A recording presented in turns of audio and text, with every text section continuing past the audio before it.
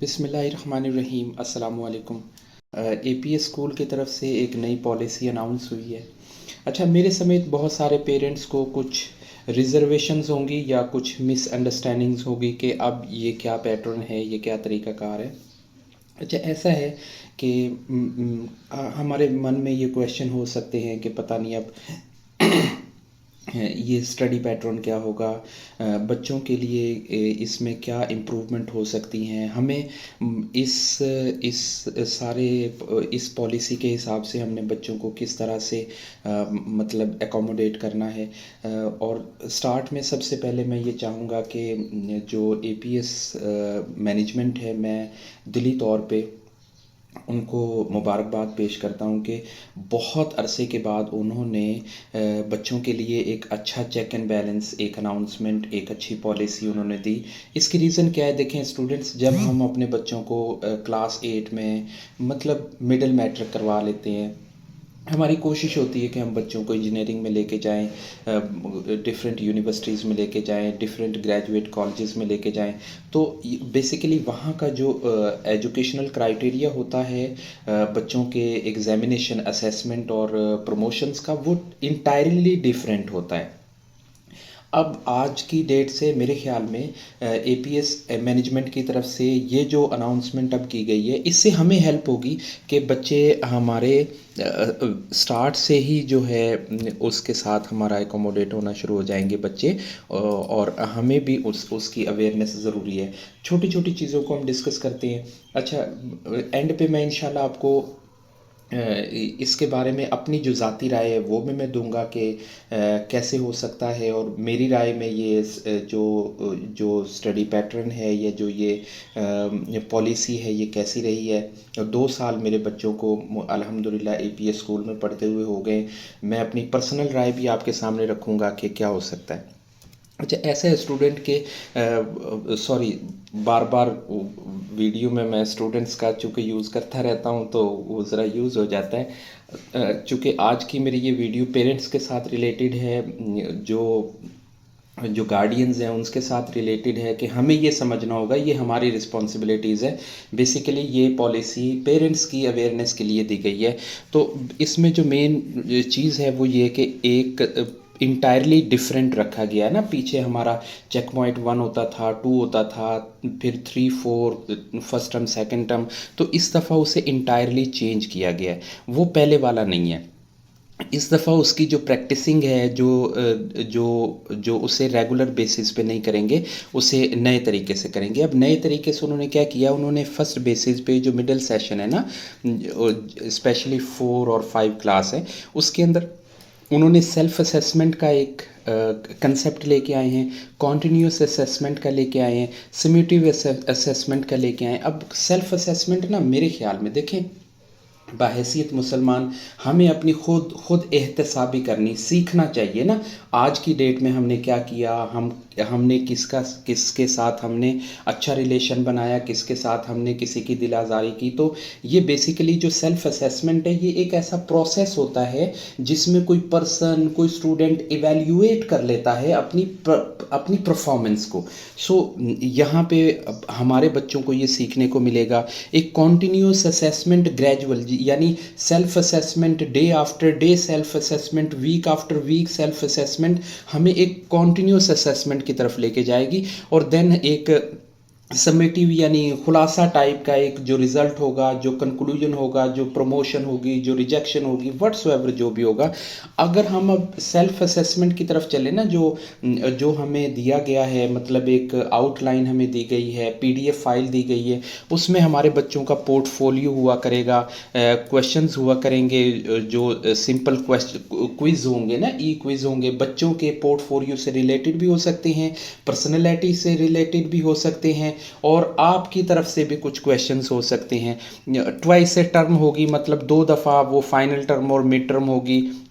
अच्छा, इनफॉर्मल का मतलब पता क्या होता है? इनफॉर्मल का मतलब ये होता है कि आपकी कोई हिडन स्किल, कोई प्रोग्रेस, कोई स्किल, कोई नॉलेज, कुछ भी जो जो जो अनडिसाइडेड हो ना, जिसके बारे में प्री प्लान ना हो, जिसे आप यूँ कह लें कि ऐसे जैसे रास्ते में चलते हुए किसी चीज़ की लर्निंग हो गई, गेम खेलते हुए लर्निंग हो गई, तो ये इनफॉर्मल जो लर्निंग है ये इसके अंदर शामिल की जाएगी।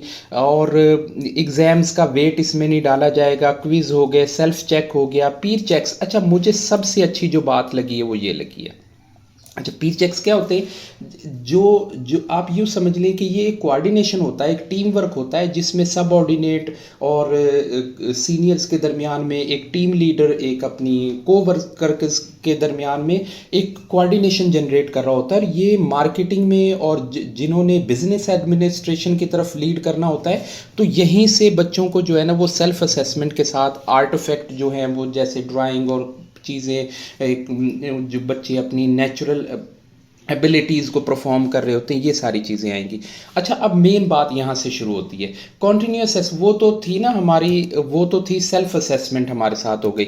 अब है कॉन्टीन्यूस असेसमेंट का करना क्या है? बेसिकली ऐसा होगा कि चेक पॉइंट नहीं होंगे, जो चेक 1 2 3 और 4 होते थे वो अब नहीं होंगे।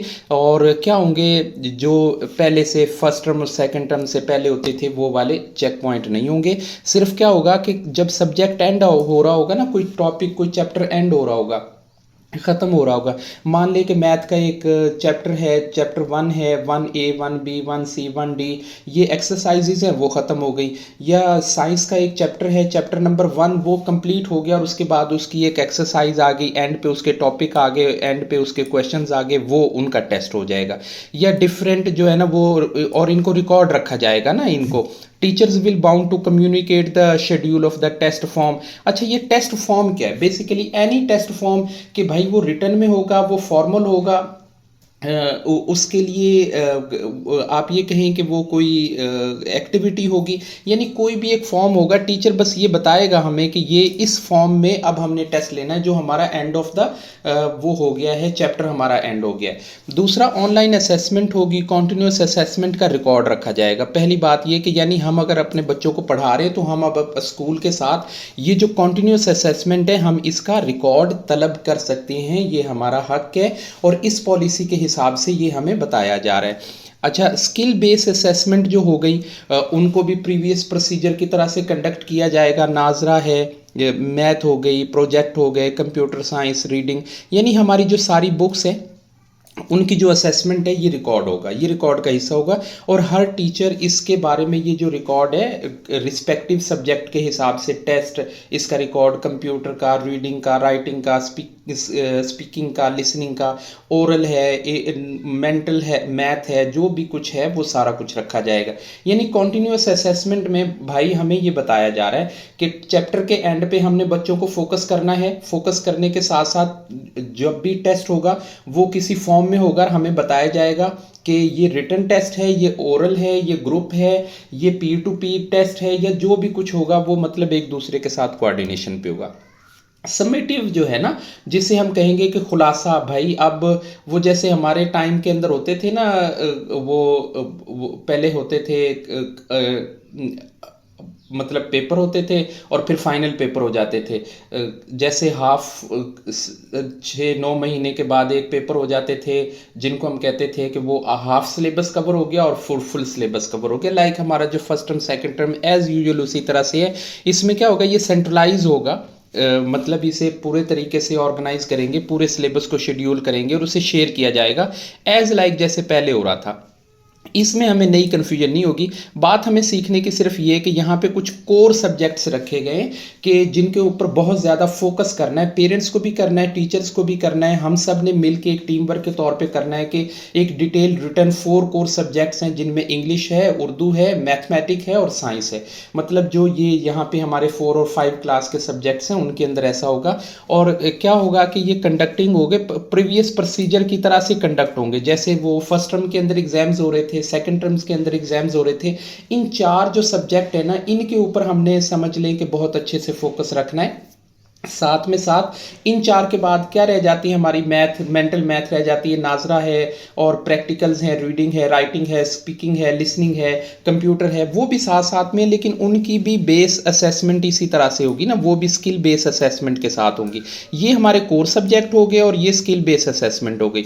और जो इनका कंसोलिडेटेड रिजल्ट है ना, जो मुकम्मल मजबूत सही रिजल्ट है, वो कंटेन कॉन्टिन्यूस रिकॉर्ड जो है वो हमें मतलब असेस मिलेगा। जैसे हम अपना फर्स्ट टर्म का एग्ज़ाम लेने, वो रिज़ल्ट लेने जाते थे रिज़ल्ट डे के टाइम पे, या चेक पॉइंट 1 का, चेक पॉइंट 3 का लेने जाते थे, तो अब हमें जो समेटिव रिज़ल्ट है ना फाइनल का, और जो जो मिड टर्म और फाइनल टर्म्स के एग्जाम्स होंगे उनका लिया करेंगे। अब बात ये है कि जब हम इस सारे प्रोसीजर के अंदर अपने बच्चों को ग्रो कर रहे होंगे, 1 महीना, 15 दिन, 2 महीने, 3 महीने या 6 महीने के लिए जब हम उनको इस प्रोसेस से गुजार रहे होंगे, तो हमारे बच्चों को रिवॉर्ड क्या मिलेगा, रिजेक्शन क्या होगी, डिटेन कौन से होंगे, प्रमोशन का क्राइटेरिया क्या होगा। देखें, जो कोर सब्जेक्ट्स हैं ना, ये 4 सब्जेक्ट जो हमारे कोर है, इंग्लिश है, उर्दू है, मैथ और साइंस है, ये हमारे कोर सब्जेक्ट हो गए। दूसरे नंबर पे ये जो प्रमोशन क्राइटेरिया वो है कि डी ग्रेड तक का जो बच्चे हैं, इनसे ऊपर के 50% अबव से जो सब्जेक्ट हैं वो प्रमोशन में आएंगे। और दूसरा है कि नॉन कोर सब्जेक्ट्स जो हैं, जो कि स्टडीज़, इस्लामियात, कंप्यूटर साइंस है। और प्रमोशन क्राइटेरिया यह है, ये हो गया कि जो ई ग्रेड है ना, जैसे डी के बाद ई आता है कि वो 45 अबव इज ईच सब्जेक्ट के, अगर अगर कोई भी बच्चा ये जो कोर सब्जेक्ट है इनमें से और जो नॉन कोर सब्जेक्ट्स हैं इनमें से ओवरऑल सबको मिला के अगर उसने ले लिया, 50% ले लिया, 45% अबव नंबर ले लिया, यानी ई ग्रेड ले लिया, तो उसका प्रमोशन क्राइटेरिया में वो फॉल कर जाएगा। और दूसरा डी कैटेगरी, अब ये जो ईच सब्जेक्ट्स हैं ये वाले, इनके अंदर 50% प्लस नंबर लेने ज़रूरी हैं।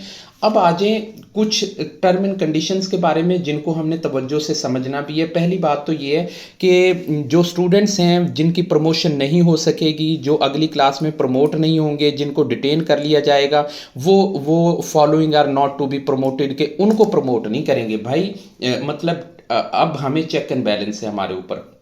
जो सेल्फ असेसमेंट है ना, उसका पहला रूल हमारे पास यहाँ पे आ गया, student will remain unsuccessful in 2 core subjects. अब 2 कोर सब्जेक्ट कौन थे? अगर हमारा बच्चा इंग्लिश में, उर्दू में, साइंस में, और एक सब्जेक्ट कौन सा है कोर का, हाँ, और मैथमेटिक में, इनमें से अगर 2 सब्जेक्ट के अंदर अगर बच्चा अनफॉर्चुनेटली, अल्लाह ना करे, अगर रह जाता है तो वो प्रमोट नहीं होगा। Each term will comprise of 40% continuous assessment, 60% centralise, यानी जो एंड का जो फाइनल रिजल्ट है उसका 60% लिया जाएगा, और जो टर्म कॉन्टिन्यूस असेसमेंट है उसको 40% मिला के से टोटल 100% करेंगे। अब इस 100% में से क्या होगा कि रिजल्ट जो 50% होगा ना फर्स्ट टर्म का, और 50% होगा सेकेंड टर्म का, इसे हम सेंट्रलाइज असेसमेंट करेंगे कि ये फाइनल के अंदर जो है वो कैलकुलेट होगा। सही हो गया, यानी इसे 2 हिस्सों में बांट दिया है। There will be no condition, double promotion नहीं होगी, एवरेज मार्क्स नहीं मिलेंगे बच्चे को राइटिंग के, कुछ और स्किल के, कुछ और चीज़ों के, यहाँ पे इस एंड के अंदर में यहाँ पे नहीं मिलेंगे कि कोई एवरेज प्रमोशन मिल गई, किसी के 45% से 43% थे तो थोड़ा एवरेज रेशो दे के और थोड़ी फेवर दे के, मतलब थोड़ा चेक एंड बैलेंस सख्त किया गया है ना बच्चों को, और हमें साथ में मिल के थोड़ा बेहतर से तवज्जो करना होगी। स्टूडेंट विल क्लास 5 और 4 must be score 50% overall consolidated result total the eligible for the promotion of the next classes, यानी जो नेक्स्ट क्लासेस हैं उनके लिए हमें 50% रिजल्ट लेना होगा। कुल मिला के बात ये हो गई कि जो कोर सब्जेक्ट्स हैं उनमें से हमने 2, पॉलिसी तो 2 की कहती है, हमने 2 में भी नहीं फेल होना भाई, हमने चारों के अंदर अच्छे नंबर लेने हैं। जो नॉन कोर सब्जेक्ट्स हैं उनके अंदर हमने अच्छे से मेहनत करनी है, वो तो सब्जेक्ट ही बड़े इजी हैं, उनमें तो बस हमने अपनी राइटिंग स्किल को इम्प्रूव करना है, और वो इजी सब्जेक्ट है, वहाँ पे तो हमारी परसेंटेज में बेहतर होना होता है, सो उनको भी हमने इजी नहीं लेना है। सो अगर किसी पेरेंट्स की तरफ से या किसी भाई की तरफ से अगर फिर भी कोई जो हो कोई गलत फहमी हो और कोई मिसअंडरस्टैंडिंग हो, मुझे पर्सनली आप कमेंट कीजिएगा, और मैं इंशाल्लाह आपको जो है वो गाइड कर पाऊँगा जितना हो सकेगा। ज़ाती तौर पे मेरी तरफ से APS मैनेजमेंट को मैं अगेन मुबारकबाद दूंगा।